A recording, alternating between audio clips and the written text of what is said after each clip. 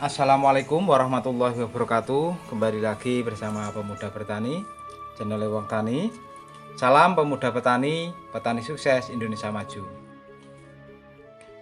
Di video kali ini kita akan membagikan ramuan agar padi kita bisa berisi bernas atau sampai pangkal batang.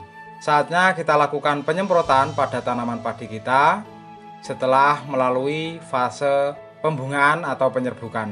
Dan disinilah saatnya kita melakukan penyemprotan penambahan nutrisi pada tanaman padi kita agar bisa berisi dengan penuh atau bernas sampai ke pangkal batang. Formulanya apa saja yang akan kita gunakan dalam melakukan penyemprotan untuk menunjang kebutuhan nutrisi tanaman padi kita agar bulirnya ini bisa bernas. Yang pertama kita akan menggunakan yang namanya JK. JK ini adalah liquid kalium, mengandung nitrat dan kalium. Ini kita sangat bagus untuk menunjang kebutuhan nutrisi pada tanaman padi kita waktu proses pengisian bulir. Ini akan kita kombinasikan dengan yang namanya MC-Roll. Ini adalah zat pembesar umbi dan buah berbahan aktif pakobutrasol. Pakobutrasol ini berfungsi untuk menghambat pertumbuhan tanaman kita agar fokus kepada pembuahan atau pengisian bulir tanaman padi kita. Yang ketiga, menggunakan bahan aktif Cytokin.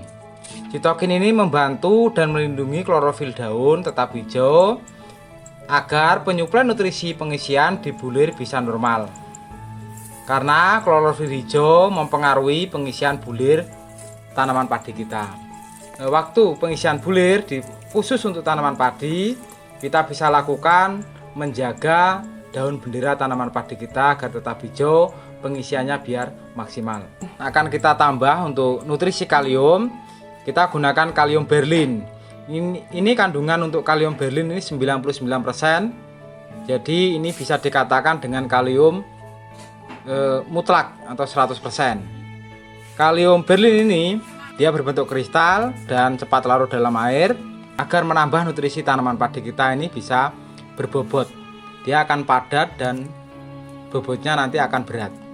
Kalium berlin ini juga bagus kita gunakan untuk tanaman bawang merah maupun tanaman padi atau tanaman lainnya.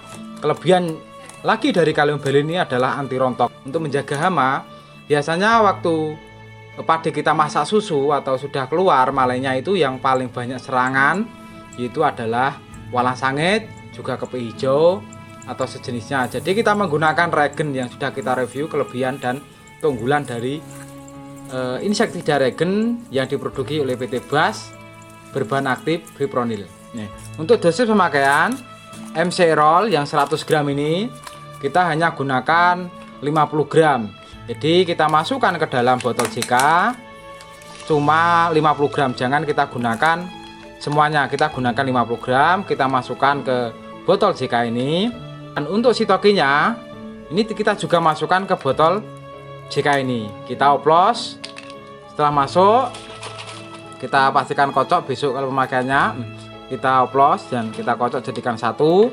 Untuk satu botol JK ini nanti dosisnya ini bisa 9 sampai 10 tangki semprot.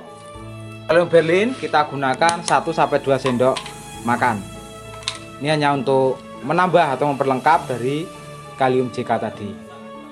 Dan untuk inseknya kita gunakan 15 mili yaitu regen menjaga serangan hama pada tanaman padi kita, khususnya hama walang sangit.